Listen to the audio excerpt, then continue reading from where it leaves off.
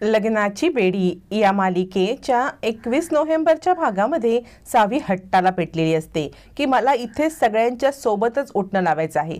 सिंधू सांगत असते, सावी तू रूम मध्ये चल, दहीगावला सुद्धा मी एकटीच तुला लावायची की नाही उठणं।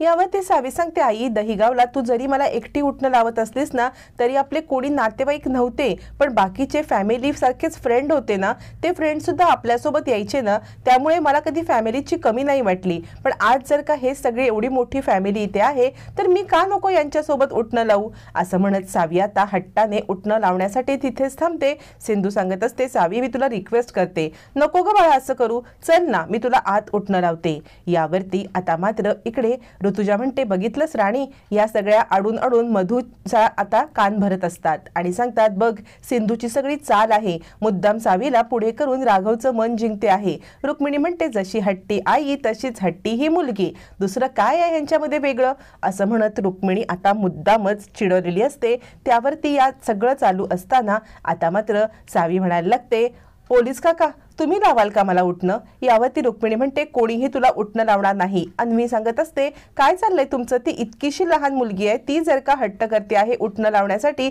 तर तुम्ही इतके पॅनिक का होताय, इतक्याशा मुलीच्या विरोधात सगळेजण बोलायला लागलात, तुम्हाला काहीच नाही वाटत आहे का। रुक्मिणी म्हणते, तू मध्ये तोंड घालू नकोस, या सिंधू आणि तिच्या मुलीला आम्ही चांगलंच ओळखतोय। यावरती सिंधू सांगते, तुम्ही जर मला ओळखलं असतात ना तर आज माझ्याबद्दल अशी भावना करून घेतली नसती, मी घर सोडून का गेले त्यावेळेला माझी सिच्युएशन काय आहे हे नक्कीच समजून घेतलंस तर तुम्ही मला ओळखत नाही ना, म्हणूनच तुम्ही माझी सिच्युएशन समजून घेत नाहीयेत, असं म्हणत सिंधू सांगते, मला या सगळ्यामध्ये पडायचं नाहीये, सावी बाळा तू आज चल, आता आपण इथे एक क्षण थांबायचं नाही आणि मी विनूची ट्रीटमेंट झाल्यावरती इथे थांबणारच नाहीये, विनू बरा झाला की आम्ही इथून निघून जाणार। रुक्मिणी म्हणते, खरंच ना। सिंधू म्हणते, हो अगदी खरं। राघव म्हणतो, काय चाललंय तुमचं, सणासुदीला किती भांडताय, बास करा हे सगळं, एवढीशी छोटीशी मुलगी जर का उठणं लावण्यासाठी हट्ट करते त्याच्यावरून एवढा इश्यू करण्याची गरज आहे, अजिबात नाहीये, मला नाही वाटत ती मुलगी काही गैर बोलते आहे, उठणं लावायचं तिला म्हटलं तर काय प्रॉब्लेम आहे, मी स्वतः तिला उठणं लावेन, सावी बाळा तू बस इथे, मी तुला उठणं लावेन, असं म्हटल्यावर ती सगळेच जण हादरतात। यावरती सावी म्हणते, पोलीस काका तुम्ही खरंच खूप चांगले आहात, तुम्ही खरंच मला उठणं लावणार, असं म्हणत सावी पाटावरती बसते। रत्नाकर प्रेमाने हे दृश्य पाहत असतो आणि आता राघव स्वतः सावीला उठणं लावण्यासाठी सज्ज होतो, हातामध्ये उठणं घेऊन तो सावीच्या गालाला लावायला लागतो। सावी सांगते, पोलीस काका मी तुम्हाला एक गोष्ट सांगू का, तुम्ही मला खूप आवडता आणि तुम्ही मला उठणं सुद्धा लावताय ना, म्हणून नाही, पण ज्या ज्या वेळेला मी तुम्हाला पाहते ना तर मला असं वाटतं की माझे बाबा जर असते तर ते सुद्धा तुमच्यासारखेच असते, असं म्हणत सावीने आता खूप मोठा खुलासा केल्यावरती सगळेच जण आता आश्चर्यचकित होतात। म्हणजे अंजानपणे का होईना, अचानक का होईना सावीच्या तोंडातून सत्य तेच निघालेलं असतं, राघव आपले वडील आहेत हे तिला मनापासून वाटत असतं। आणि आता ऋतुजा म्हणते, बघितलंस ही कशी गोड गोड गोंडा खोलते आणि ज्या गोष्टीची भीती आहे तेच करते।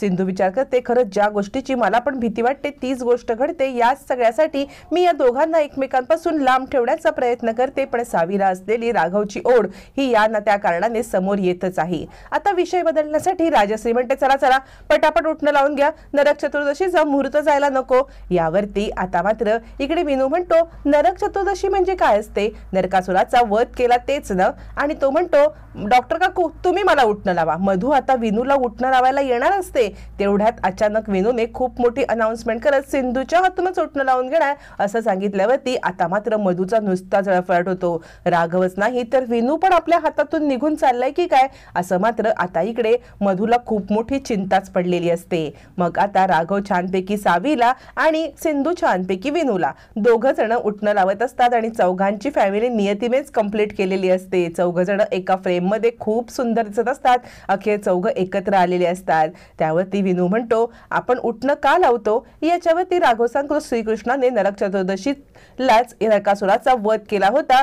म्हणून आपण त्याचं प्रतीक म्हणून उठणं लावतो।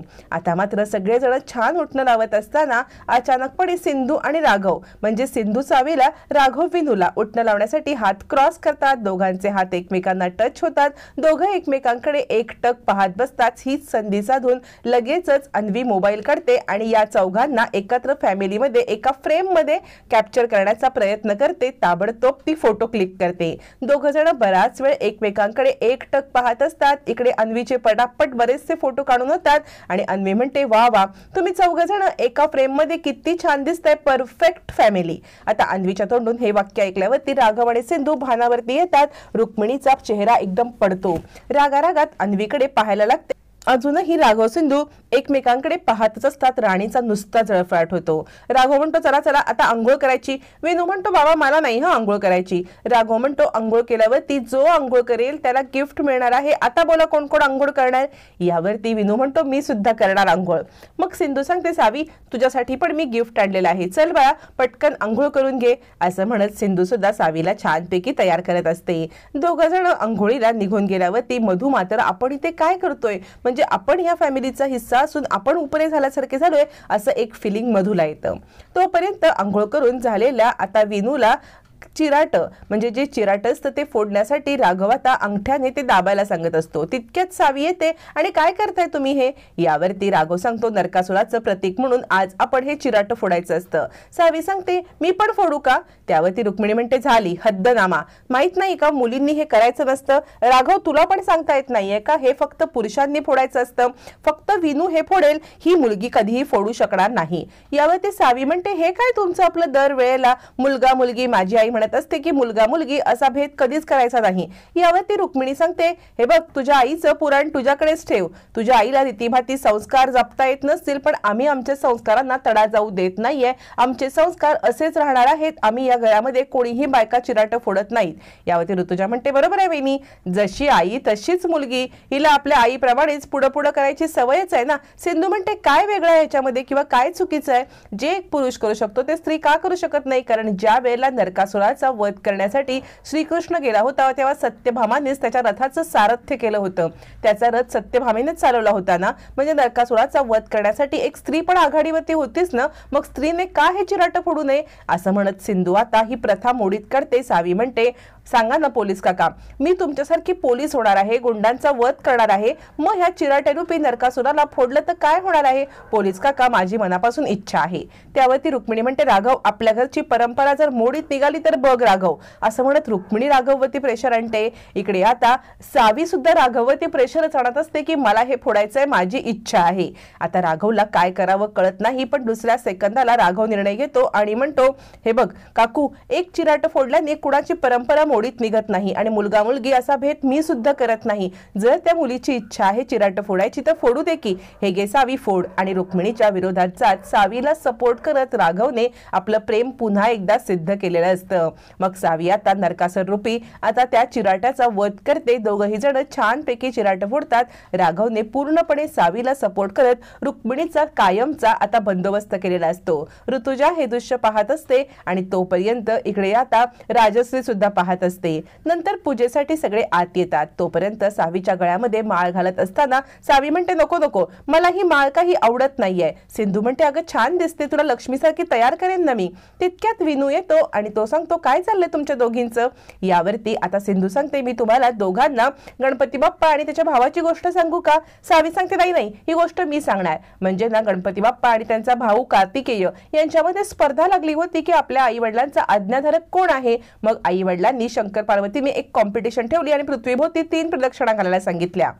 त्यावेळेला कार्तिकेय आपल्या मोरावरती निघाला पण गणपती बाप्पाने आई बाबांच्या 3 प्रदक्षिणा घातल्या आणि पृथ्वीच्या 3 प्रदक्षिणा पूर्ण झाल्या म्हणून सांगितल्या. विनू म्हणतो तेच सांगतोय मी तुला सावी, आपले आई बाबा आपल्यासाठी जे सांगतात ते चांगलं असतं. आई तुला हार घालायला सांगते ना मग तू सुद्धा हार घाल, ते तुझ्यासाठी चांगलंच आहे. असं म्हणत आता सिंधूने दिलेला नेकलेस सावीला घालत लावत विनूने खूप मोठी कमाल केलेली असते. सावीची स्टोरी सावीला समजावून सांगत मोठ्या भावासारखा अगदी विनू सावीला सांभाळत असतो आणि हे सगळं सिंधू पाहते आणि सिंधूला खूप छान वाटतं. नंतर इकडे लक्ष्मीपूजनाची तयारी चालू असते. सगळेजण छानपैकी लक्ष्मीपूजन करतात आणि आता सगळेजण आनंदात असतात. त्यानंतर राघव आता खाली बसतो आणि त्याच वेळेला त्याला DIG साहेबांचा फोन येतो. फोन आल्यामुळे राघव उठून जातो. काहीतरी महत्वाचं काम असतं. तोपर्यंत घरातल्या बायका सगळं आता विधी उरकत असतात आणि त्याच वेळेला अन्वी आता ड्रेस फॅशनेबल घालून बाहेर पडते. रुक्मिणी तिला ओरडते कुठे चाललीस तू. सिंधू तो आवाज ऐकते आणि त्या आवाजाने बाहेर येते. रुक्मिणीला